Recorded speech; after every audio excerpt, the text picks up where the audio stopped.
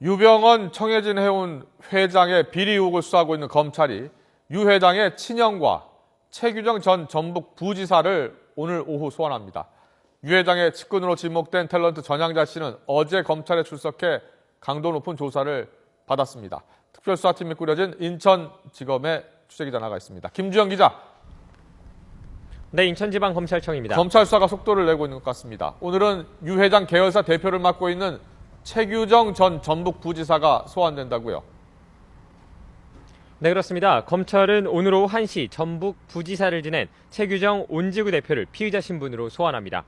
최 씨는 전북 부지사와 익산시장을 지낸 뒤 지난 2008년 자동차 부품회사인 온지구의 대표가 됐습니다.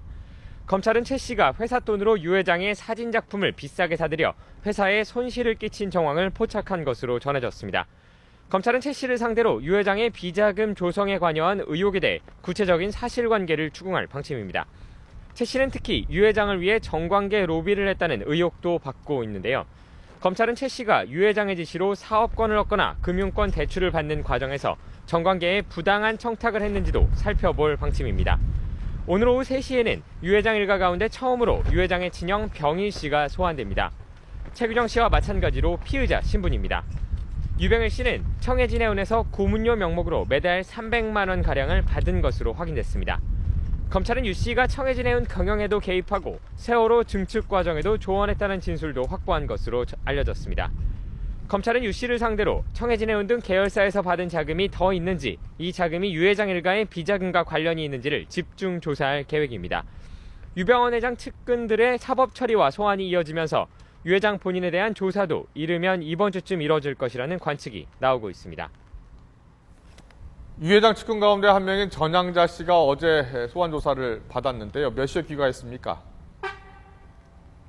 네, 어제 오후 3시에 출석한 전향자 씨는 오늘 새벽 0시 50분쯤 집으로 돌아갔습니다.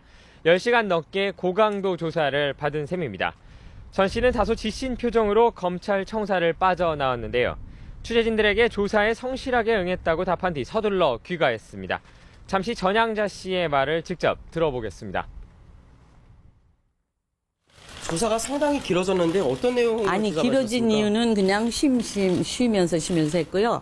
여기 검찰의 요구사항이 있는 대로 성실히 대답했을 뿐입니다. 검찰의 관계는 어떻게? 이거는 지금 말할 수 없어요. 여기서 다 조사해. 풀렸다는 의혹은 어떻게 생각하시나요?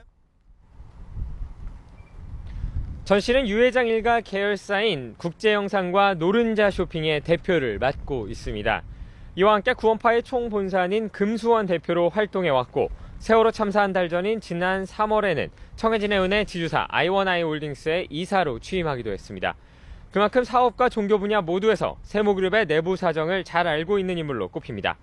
검찰은 전 씨가 유 회장의 비자금 조성과 관리 과정에 깊숙이 관여했을 것으로 보고 있습니다. 검찰은 전 씨를 상대로 국제영상과 노른자 쇼핑 경영에 유 회장이 얼마나 개입해왔는지 등을 집중 조사했습니다. 또 전 씨가 대표로 있는 국제영상이 유 회장의 또 다른 계열사로 알려진 세모 신협 등에서 10억 원의 대출을 받게 된 경위와 자금의 용처 등에 대해서도 조사한 것으로 전해졌습니다.